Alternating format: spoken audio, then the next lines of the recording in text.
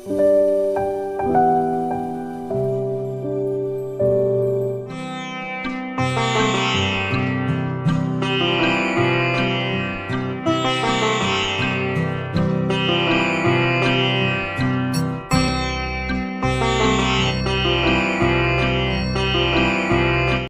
Video में बतलाया गया है कि अनंतानंत ब्रह्मांड की वस्तुएं भगवान की शरीर हैं और सुषुम्ना नाड़ी में प्राणों का जो ऊर्ध्वगमन होता है, प्रवेश होकर के ऊर्ध्वगमन होता है, वह सब भगवान की कृपा से ही होता है।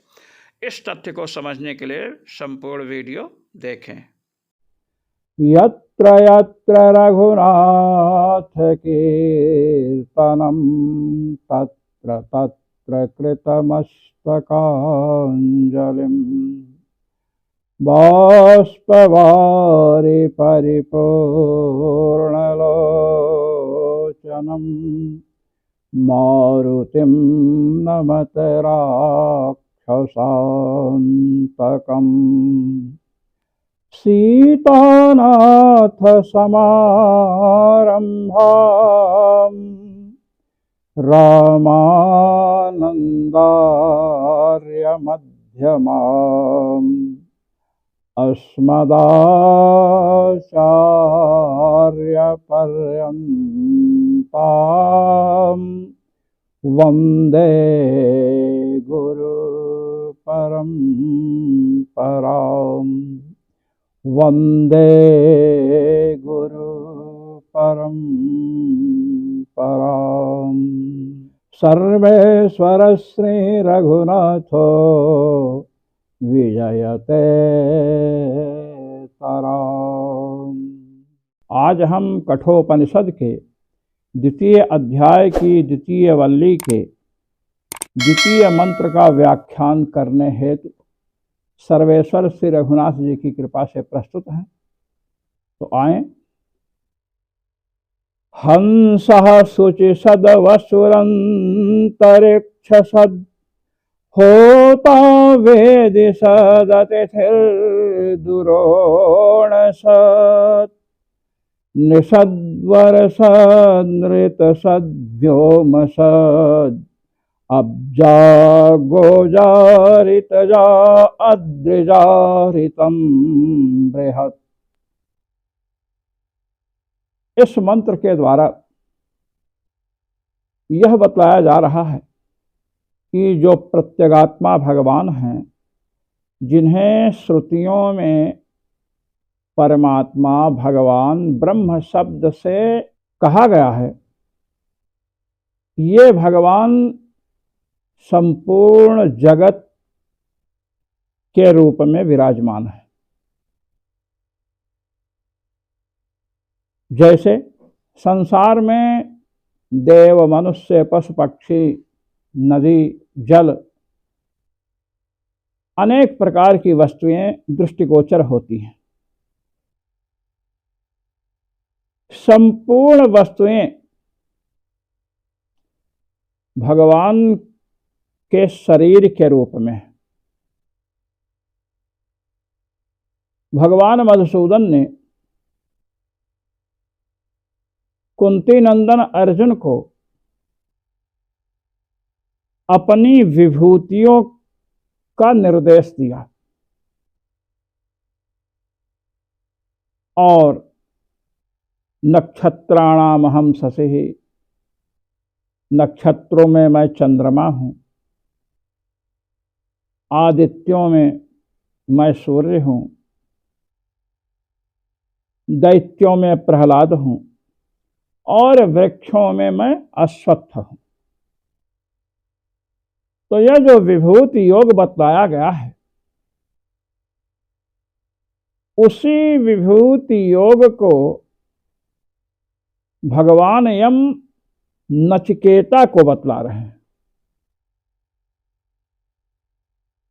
कि परमात्मा की जो विभूतियां हैं, उनमें तो परमात्मा का आविर्भाव शीघ्र होता है। हम भगवान सूर्य में परमात्मा दृष्टि करके उपासना करें, चंद्रमा में, यज्ञ में, हम परमात्मा दृष्टि करते हुए यदि उपासना करते हैं, आहुति डाल रहे हैं, अब अग्नि को और उनमें आने वाले तत्त देवताओं को हम भगवान का स्वरूप समझें। ब्रह्मार्पणम ब्रह्म हविर ब्रह्माग्नौ ब्रह्मणाहुतम ब्रह्मैव तेन गंतव्यम ब्रह्म कर्म समाधिना। जिससे अर्पण किया जाता है, श्रुवा आदि, ये भी क्या है? ब्रह्म है। ब्रह्म है अर्थात श्रुवा के रूप में भगवान विराजमान है। जगत सर्वम शरीरम ते, श्री ब्रह्मा जी ने भगवान श्री राम का जब स्तवन किया तो बतलाया कि संपूर्ण जगत आपका शरीर है। तो साधक संपूर्ण जगत को भले ही भगवान का शरीर न समझे, किंतु आहुति दे रहा है तो पात्रों को भगवान का शरीर समझे, अग्नि को, आहुतियों को भगवान का शरीर समझे, और जिस शरीर के द्वारा, हस्तपाद आदि के द्वारा आहुतियां दी जा रही हैं, उनको भी भगवान का शरीर समझे। तो जब सर्वत्र ब्रह्म दृष्टि होगी तो ब्रह्मैव तेन गंतव्यम, तो उसे परमात्मा की ही प्राप्ति होगी। और यदि ऐसी बुद्धि नहीं हुई तो उसे जो लौकिक फल हैं, क्षुद्र फल, स्वर्ग आदि, वही प्राप्त होंगे। यहाँ पर जो पहले से प्रत्यगात्मा भगवान की चर्चा चल रही है, वे प्रत्यगात्मा भगवान ही परमात्मा ब्रह्म इत्यादि शब्दों से कहे जाते हैं। धीरः कश्चित् प्रत्यगात्मानमैक्षत, ये द्वितीय अध्याय के आरंभ में ही चर्चा आ चुकी है। तो वे प्रत्यगात्मा भगवान कैसे कैसे हैं, तो हमें कुछ विभूतियां समझनी चाहिए कि ये भगवान ही उन उन रूपों में विराजमान हैं। इसी को भगवान यम नचिकेता के लिए उपदेश दे रहे हैं। हंसः शुचिसद, हंसः, हंस कहते हैं भगवान सूर्य को। हन हिंसा गत्योः, हिंसा और गति अर्थ वाली हन धातु है। तो हंति गच्छति इति हंसः, जो सतत चलते रहते हैं। तो भगवान सूर्य को यहाँ हंस शब्द से कहा गया है। शुचिसद, अब जो भगवान हैं वे कहाँ विराजमान हैं?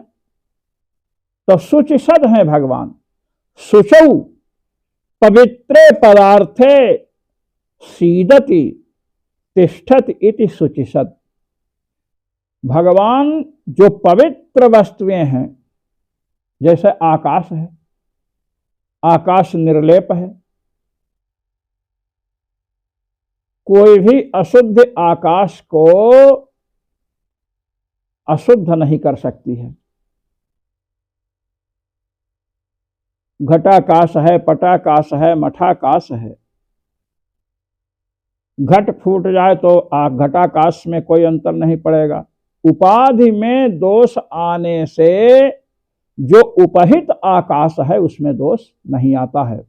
इसलिए हंसः शुचिसद, शुच जो आकाश है, ऐसे आकाश में विराजमान है। लोगों को प्रत्यक्ष भगवान का दर्शन होता है, सूर्य भगवान का।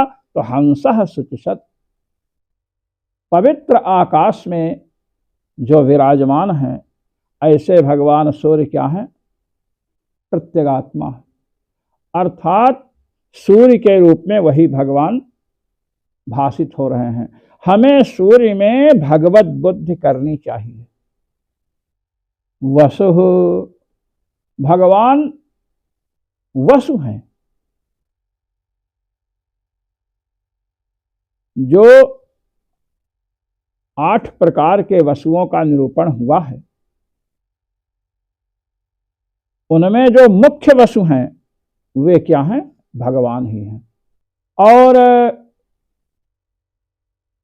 वसु शब्द की एक व्युत्पत्ति और है, वासयति सर्वान् स्वस्मिन्निति वसु अंतर्भावित अनर्थ है। जो सबको अपने में वसाएं। और वसति सर्वत्र इति वसुः, जो सर्वत्र विराजमान हो, सर्वत्र निवास करें। भगवान सर्वत्र निवास करते हैं, इसलिए भगवान का एक नाम वसु है। और एक अर्थ है, भगवान को वसु क्यों कहते हैं? एक आचार्य श्री मध्वाचार्य जी हैं, उन्होंने वसु का अर्थ किया है परमात्मा। आपको मैं बतलाऊं, वा जो है अमृत बीज है, अमृत का बीज क्या है? वंग। और इधर सु है। नामैक देश ग्रहणे नामक ग्रहणम, किसी के नाम का एक भाग उच्चारण कर लिया जाए तो उससे पूरे नाम का ग्रहण हो जाता है।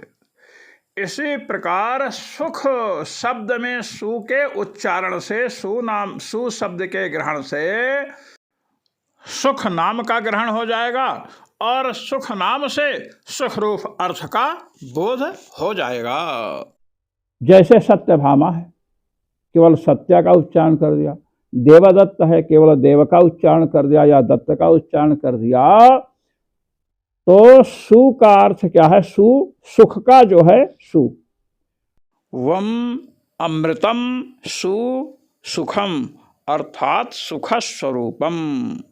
वम अमृतम सु सुख स्वरूपम यस्य, अमृत अर्थात अविनाशी सुख ही स्वरूप हो जिसका, अविनाशी आनंदमय परमात्मा। अमृत माने अविनाशी, अविनाशी सुख स्वरूप भगवान है। यहां पर चूंकि तत्तद विभूतियों को बताया जा रहा है, इसलिए वसु जो हैं उनमें भी भगवत बुद्धि करनी चाहिए। वसु से कतिपय आचार्यों ने कहा वसु का अर्थ है वायु। वासयति सर्वान्निति वसुः वायुः, जो सबको वसाए अर्थात सबको धारण करे। वायु देवता सबको धारण करते हैं। प्राण से शरीर का धारण होता है, आप सब समझते हैं। छांदोग्य उपनिषद में इंद्रियों के ज्येष्ठता की चर्चा आई। नेत्र ने कहा हम ज्येष्ठ हैं, श्रोत्र ने कहा हम ज्येष्ठ हैं, और एक एक वर्ष के लिए सब चले गए तो महाराज कार्य चलता रहा। जैसे अंधा व्यक्ति काम करता है, जैसे बहरा व्यक्ति कार्य करता है, ऐसे ही कार्य होता रहा। जब प्राणवायु ने कहा कि अब हम भी जा रहे हैं, और जब कंठ के समय प्राण आया तो सब व्याकुल हो गई इंद्रियां। सबने कहा आप ही श्रेष्ठ हैं। तो वासयति सर्वान, जो सबको वसाएं, सबको धारण करें, ऐसे प्राणात्मक वायु को भी भगवान समझना चाहिए, उनमें भगवत बुद्धि करनी चाहिए। अंतरिक्ष सत, अंतरिक्षे सीदति तिष्ठति इति अंतरिक्ष सत। सद्वृ गतौ धातु है।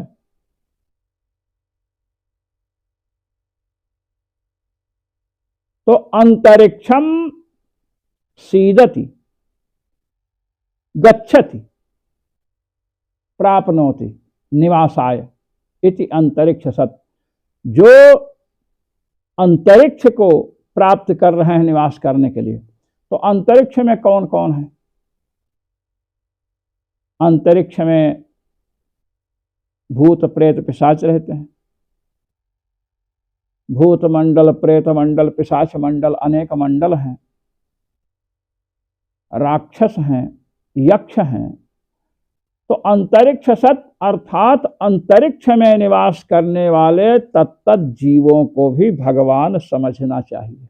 देवर्षि नारद ने भगवान श्री राम की स्तुति करते हुए कहा, यक्ष राक्षस गंधर्व दिक्पाला दिग्गजादयः सनकादिमुनिश्रेष्ठास्त्वमेव रघुपुङ्गव वसवोऽष्टौ त्रयः काला रुद्रा एकादश स्मृताः तारकादश दिक्चैव त्वमेव रघुनन्दन सप्तद्यूपाः समुद्राश्च नगा नद्यस्तथा द्रुमाः स्थावरा जङ्गमाश्चैव त्वमेव रघुनायक।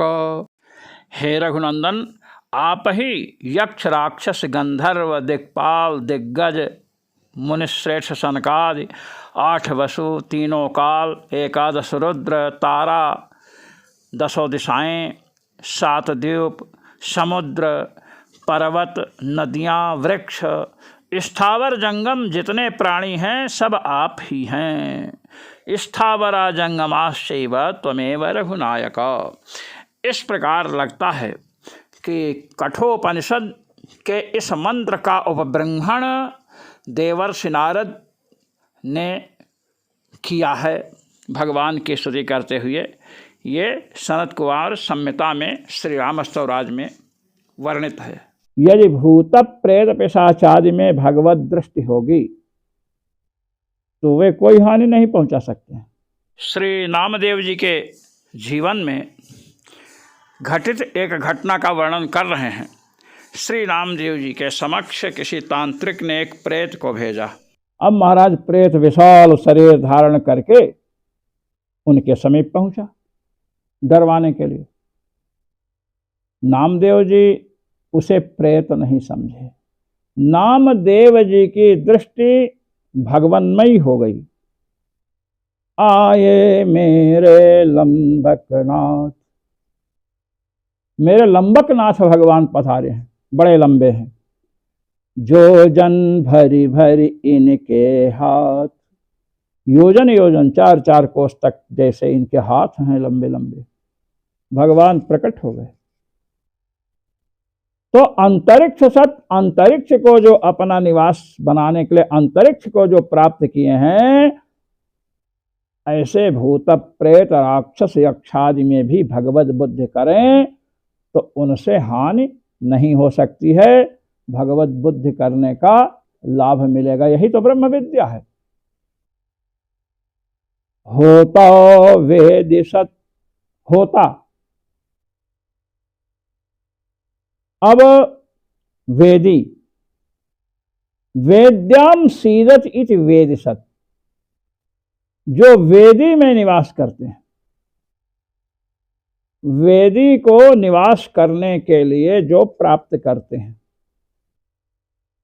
ऐसे होता को भगवान समझना चाहिए।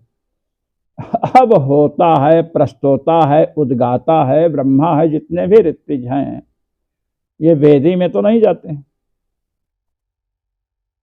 इसलिए यहां पर आचार्यों ने कहा कि यहां होता शब्द से अग्निदेव विवक्षित है। अग्निदेव के लिए होता शब्द का प्रयोग हुआ है। क्या? अग्निर्वये होता इयं वेदिहि परोन्तः पृथिव्या इति श्रुतेः। होता वै अग्नि ही, अग्निर्वय होता, अग्नि को होता कहा गया, और वेदी कहा गया पृथ्वी के भाग विशेष को। तो जब हवन कुंड बनाते हैं, जो वेदी बनाते हैं, मध्य में हवन करते हैं, तो महाराज भूभाग विशेष ही तो वेदी हो गई। और उसमें होता अर्थात अग्नि जो हैं वे भी प्रत्यगात्मा भगवान हैं। अग्निदेवों में क्या करनी चाहिए?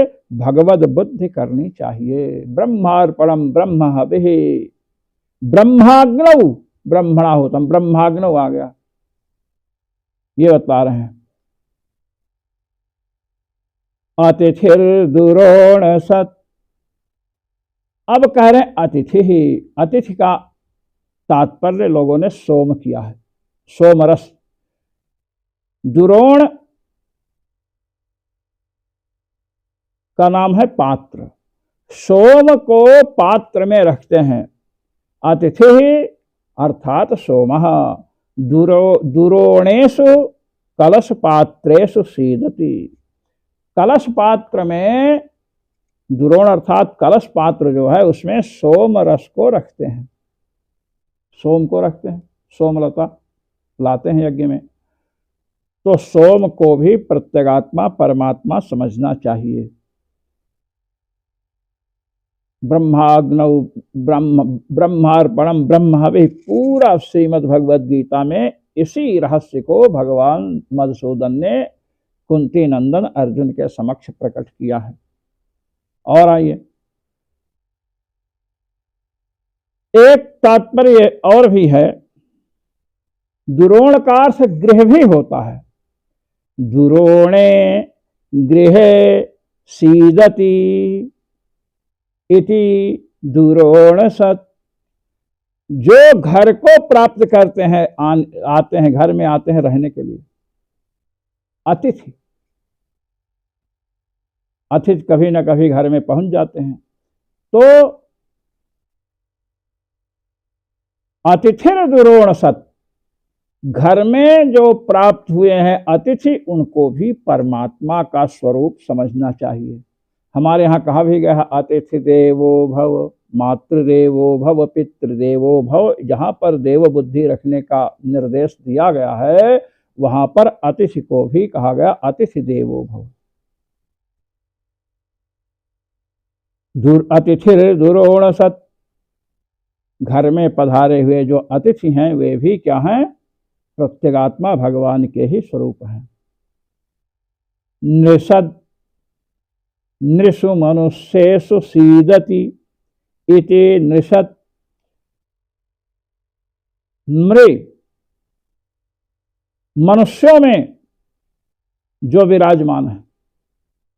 अब मनुष्य योनि में जो विद्यमान है, तो मनुष्य योनि में विद्यमान जितने प्राणी हैं सबको भगवान का स्वरूप समझिए। ये बतलाया।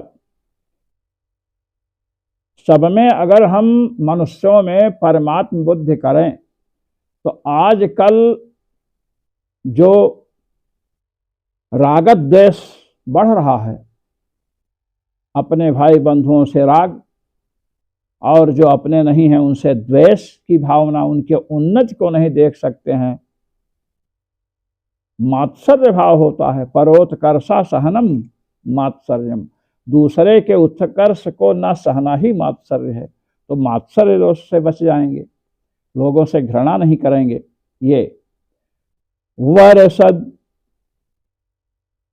वर माने श्रेष्ठ, वरेषु देवेषु सीदत इति वर्षत।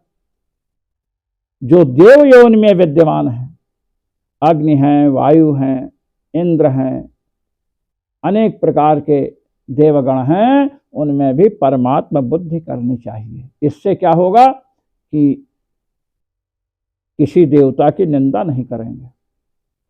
भगवत प्राप्ति के जो उपाय बतलाए हैं अगस्त संहिता में, श्री हनुमान जी महाराज ने श्री अगस्त जी को भगवत प्राप्ति के उपायों का उल्लेख किया। तो वहां पर एक बात उन्होंने कही,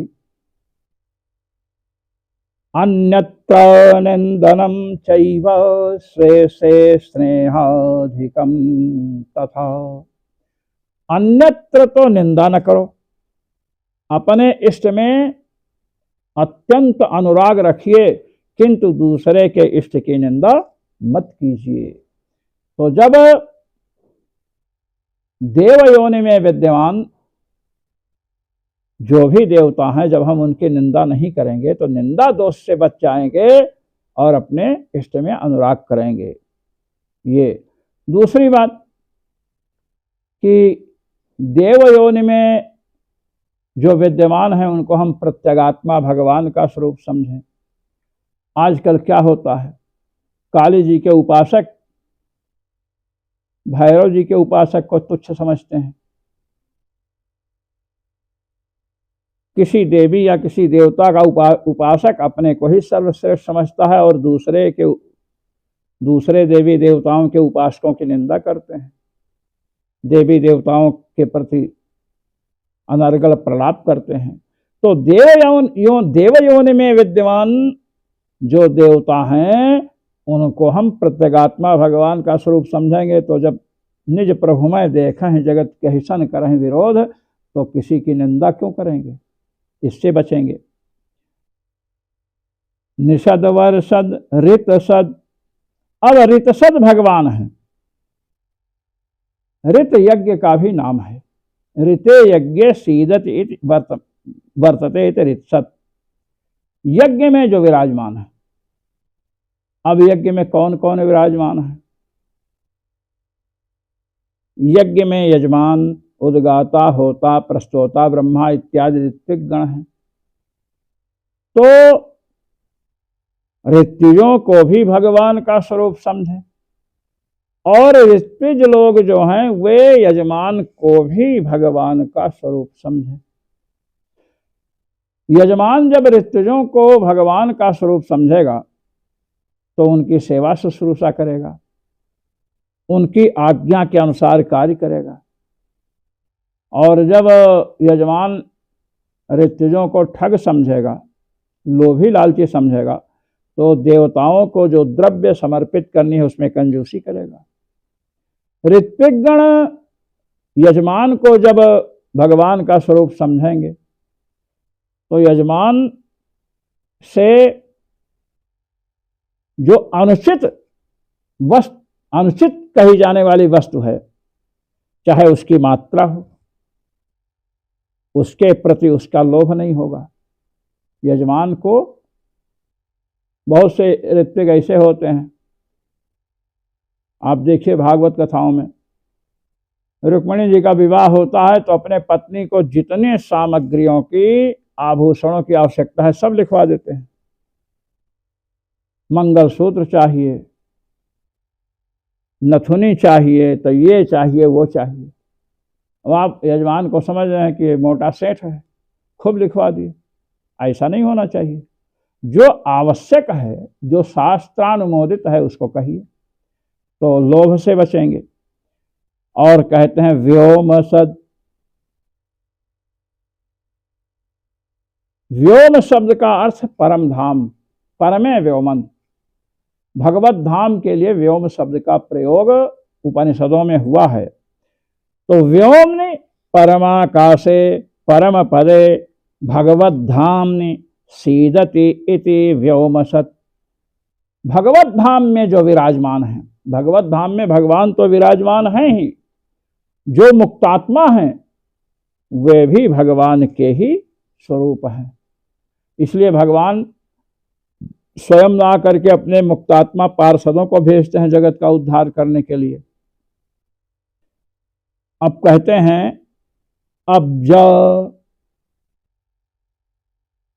अब सुजाता इति अब्जा, जल में उत्पन्न होने वाले। तो जल में उत्पन्न होने वाले जो हैं, जैसे मत्स्य है, मगरमच्छ है, और भी बहुत सी चीजें हैं, उनको भी प्रत्यगात्मा का स्वरूप समझिए। लोग जाते हैं, हमने देखा है नर्मदा तट पर, केकड़ा निकाल करके भून करके खाते हैं, दवाएं छोड़ देते हैं, बहुत सी मछलियां मर जाती हैं।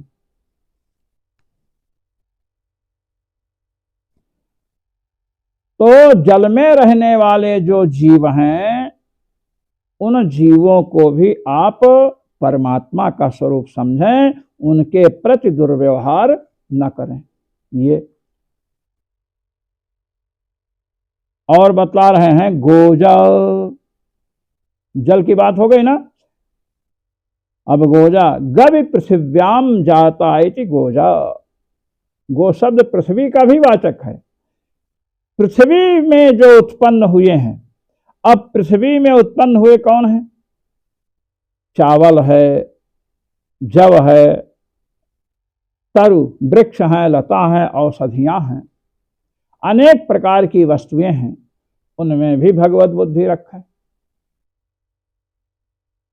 लोग क्या करते हैं कि पड़ोसी के पेड़ को काट देते हैं, दूसरों के धान्य की चोरी कर लेते हैं, वस्तुओं की चोरी कर लेते हैं।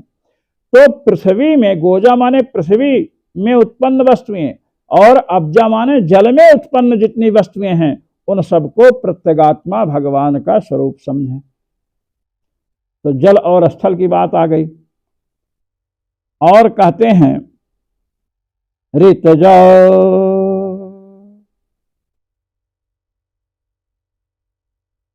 ऋते आकाशे जाता इति ऋतजा।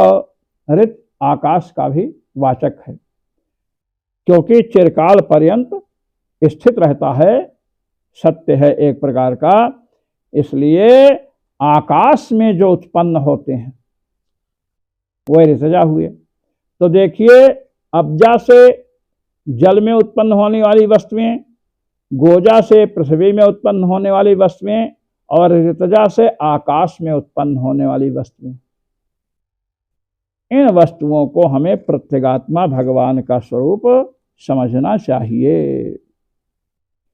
अद्रिजा, अद्र कहते हैं पर्वत को। अदृशु पर्वतेषु जाता इति अद्रिजा। अदृशु पर्वतेषु जाता इति अद्रिजा। पर्वतों में उत्पन्न होने वाले जो पदार्थ हैं, वस्तुएं हैं, जैसे नदी है, झरने हैं, वृक्ष हैं, जो भी हैं वहां, जो पर्वतों में विशेष रूप से मिलते हैं, उनको भी क्या समझें? परमात्मा का स्वरूप समझें। अब यहां पर विचार करना चाहिए कि अब्जा से जल से उत्पन्न वस्तुएं ली गई, गोजा से पृथ्वी से उत्पन्न वस्तुएं ली गई, और ऋतजा से आकाश में उत्पन्न होने वाली वस्तुएं ली गई। तीन तो ली गई, जल, पृथ्वी और ऋत अर्थात आकाश। अब बचा कौन है? 5 महाभूत होते हैं, पृथ्वी, जल, तेज, वायु, आकाश। तो वायु में उत्पन्न होने वाली जो वस्तुएं हैं, पृथ्वी, देखिए जल, पृथ्वी, आकाश हो गया, अब तेज और वायु बची। तेज में उत्पन्न होने वाली जो वस्तुएं हैं, तेज से उत्पन्न होने वाली वस्तुएं, तेज माने अग्नि तत्व से, तो अग्नि तत्व से उत्पन्न होने वाली जो वस्तुएं हैं, अग्नि से जिनका प्राकट्य होता है और वायु से जिनका प्राकट्य होता है, उनको भी क्या समझें? प्रत्यगात्मा भगवान का स्वरूप समझें। अद्रिजा, ये सब क्या है? उपलक्षण है। ऋतम, बृहत, क्या ये सब जो हैं ऋतम माने सत्य हैं। और कौन सत्य? कहते हैं बृहत। बृहत सत्य, बृहत माने अपरिच्छिन्न, जो बहुत बड़ा है। तो अपरिच्छिन्न कौन है? परमात्मा ही तो है। सत्यम ज्ञानम अनंतम ब्रह्म, अनंत कहा गया ना, अपरिच्छिन्न है भगवान, सत्य है, ज्ञान स्वरूप अर्थात स्वयं प्रकाश है, और अविनाशी हैं, अनंत हैं, ये बताया गया।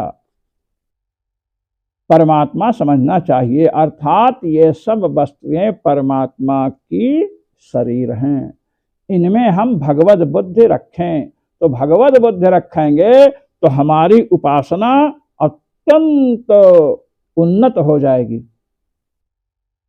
सर्वम खल्विदम ब्रह्म, ऐसा भगवती उपनिषद ने उपदेश दिया, सब कुछ ब्रह्म है। तो अब देखिए इसमें बचा क्या?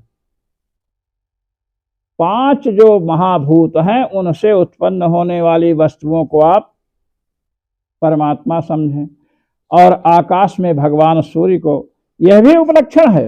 आकाश में केवल भगवान सूर्य ही नहीं, भगवान चंद्र हैं, नक्षत्र हैं, इन सबको आप क्या समझें?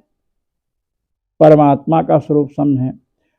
और दूसरी बात यह है कि हंसः शुचिसत्, हंस शब्द से भगवान सूर्य को कहा गया। हंति गच्छति इति हंसः माने सूर्य, यह व्युत्पत्ति है। शुचि माने पवित्र स्थान में रहने वाले, आकाश को बताया गया पवित्र। हम कह रहे हैं कि पवित्र जो है महाराज सत्यलोक, ब्रह्मा जी का लोक भी पवित्र है। जो ऋषि लोग रहते हैं, जनलोक, तपोलोक, ये सब अत्यंत पवित्र हैं। तो हंति गच्छति इस व्युत्पत्ति से जो उन लोकों में विराजमान हैं, गमनशील हैं, उन सबको हम क्या समझें? परमात्मा का स्वरूप समझें। तो सत्यलोक तक चले गए और इधर पृथ्वी से उत्पन्न, जल से उत्पन्न, तो महाराज पृथ्वी, जल, तेज, वायु, आकाशात्मक जो ये अनंतानंत ब्रह्मांड है, उस ब्रह्मांड में रहने वाले जो भी पदार्थ हैं, प्राणी हैं, सबको हम ब्रह्म समझें, परमात्मा बुद्धि करें, प्रत्यगात्मा भगवान का स्वरूप समझें। यह इस मंत्र का निर्गलितार्थ है। अब इससे क्या निकला? जब अपने द्वितीय अध्याय की द्वितीय वल्ली में प्रवेश किए थे तो वहां पर सबसे पहले मंत्र आया था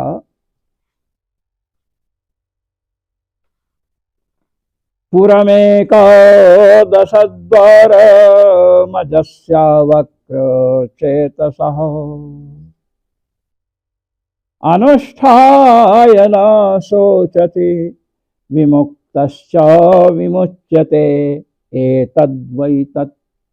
एकादश द्वार वाले इस शरीर को भगवान का शरीर है ऐसा समझना चाहिए, ऐसा मनन करना चाहिए, तो ममता नष्ट होगी। यहां पर बताया गया कि केवल एकादश द्वार वाला जो शरीर है इसी को मत समझो परमात्मा का शरीर, अपितु एकादश द्वार से भिन्न, एकादश द्वार वाले शरीर से भिन्न जो शरीर हैं, नदी हैं, झरने हैं और मत्स्य आदि हैं, इन सबको भी आप परमात्मा का स्वरूप समझें। ये बात दृढ़ की गई। अब बतला रहे हैं कि इन भगवान की कृपा से होता क्या है। जब हम ऐसी दृष्टि रखेंगे तो ये तो उपासना हुई, ऐसी दृष्टि रखेंगे तो इन भगवान की कृपा का लाभ होगा। चर्चा आई थी ना, पुरम एकादश द्वारम, एकादश द्वार हैं इस शरीर में। मैंने उस दिन बताया था 2 नेत्र, 2 कान, 4 हो गया, 2 ये छिद्र 6, 1 मुख 7, नाभि का द्वार 8 और 2 मलमूत्र द्वार और 1 ये द्वार है ब्रह्मरंध्र में। अब ब्रह्मरंध्र से निकलते हैं, जो मुक्त होते हैं उनका गमन ब्रह्मरंध्र 10वें द्वार से होता है, 11वां द्वार नाभि है। तो आप विचार कीजिए कि जब 10वें द्वार से निकलते हैं तो निकलते कैसे हैं? तो कहते हैं कि जब उपासना होती है, परमात्मा का चिंतन होता है, उनका ध्यान होता है, तो भगवान प्रसन्न होकर के हृदय देश में विराजमान परमात्मा प्रसन्न होते हैं, तो सुषुम्ना का मार्ग खुल जाता है और सुषुम्ना मार्ग से जीव जो है ऊपर जाता है 10वें द्वार से भगवत धाम। अब सुषुम्ना का मार्ग खुला कि नहीं खुला, इसका ज्ञान कैसे हो? तो सुषुम्ना का मार्ग तब खुलता है जब सुषुम्ना में प्राणवायु का संचरण होता है, प्राणवायु सुषुम्ना में प्रवेश करती है। अब प्राणवायु सुषुम्ना में जब प्रवेश करेगी, ऊपर जाएगी, तो मार्ग का शोधन हो गया। अब महाराज कुंडलिनी शक्ति का जागरण होगा। तो सुषुम्ना में प्राणवायु को प्रवेश करके ऊपर कौन ले जाता है? परमात्मा ले जाते हैं। ये बात बता रहे हैं। ऊर्ध्वं प्राणमुन्नयति अपानं प्रत्यगस्यति मध्ये वमनमासीनं विश्वे देवा उपासते। ऊर्ध्वं प्राणम उन्नयति। जो लोग साधना करते हैं उनके प्राण सुषुम्ना में प्रविष्ट होकर के ऊपर जाते हैं। तो महाराज ये प्राण वायु का प्रवेश ऐसे नहीं होता है। भगवान की अत्यधिक कृपा होती है जब, तो महाराज प्राण सुषुम्ना में प्रवेश करते हैं, कुंडलनी शक्ति का जागरण होता है। तो महाराज ऊर्ध्वम प्राणम उन्नयति। उन्नयति शब्द है, नयति शब्द नहीं है केवल। उन्नयति माने उत्कृष्टतया नयति, अत्यंत तीव्र गति से भगवान ऊपर ले जाते हैं। सुषुम्ना के मार्ग से प्राण को भगवान ऊपर ले जाते हैं। अब कुंडलनी शक्ति का जागरण होगा। इस प्रकार साधक साधना करते हुए, मनन चिंतन करते हुए अपने जीवन को भगवान की उपासना में लगाए रखता है और बाद में दशम द्वार से प्राण निकलेंगे। ये भगवान का विशेष अनुग्रह है। नचिकेता को भगवान यम सदगुरुदेव उपदेश दे रहे हैं कि हे नचिकेता, मैंने जो पहले उपासना बताई कि प्रत्यगात्मा भगवान का ही संपूर्ण जगत शरीर है, इस प्रकार की बुद्धि करो।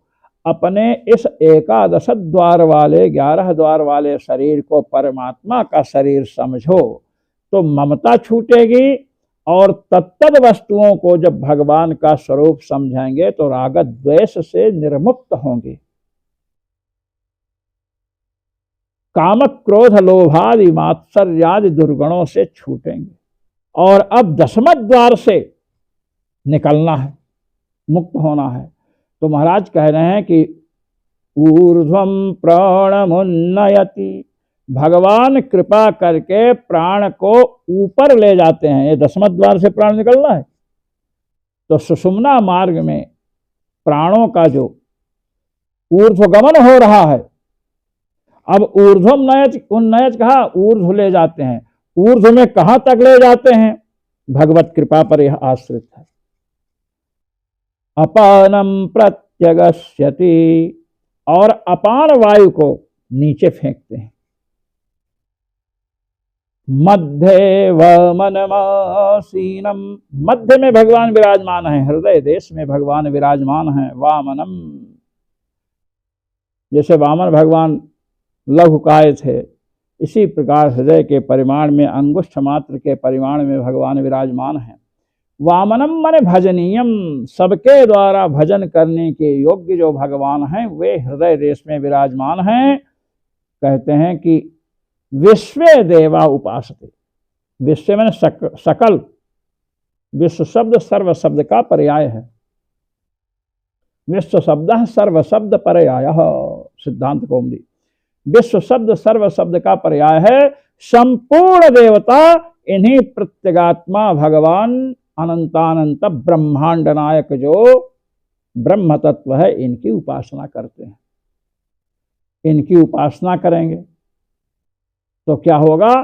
प्राणम ऊर्ध्वम प्राणम उन्नयति, ऊपर सुषुम्ना के मार्ग से ऊपर जहां तक अनुभव कराने की उनकी इच्छा है वहां तक प्राण को ले जाते हैं। और महाराज साधक को यह बात अपने मन में दृढ़ रखनी चाहिए कि सुषुम्ना में हमारे प्राणों का जो ऊर्ध्वगमन हो रहा है ये भगवान की कृपा से है।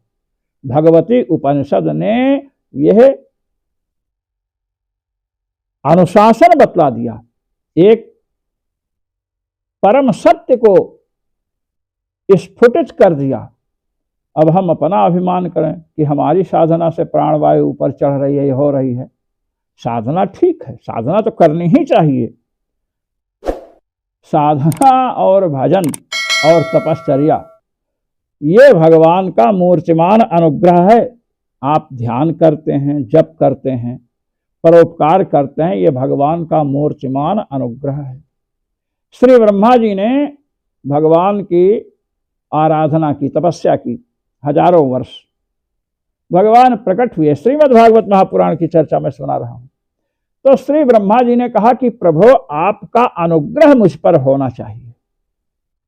तो ब्रह्मा जी से भगवान ने कहा कि ब्रह्मन, तुमने जो इतने वर्षों तक, दीर्घ काल तक तपश्चर्या की है, उस तपश्चर्या के अनुष्ठान में, तप करने के अनुष्ठान में, तप करने में, ध्यान करने में जो तुम्हारी निष्ठा थी, यही तो मेरा अनुग्रह है।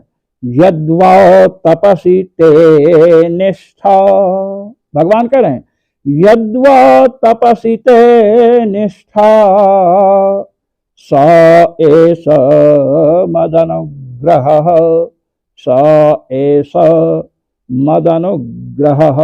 ब्रह्मन, तप में जो तुम्हारी प्रगाढ़ निष्ठा थी, ये प्रगाढ़ निष्ठा ही तो मेरा अनुग्रह है, प्रगाढ़ अनुग्रह है।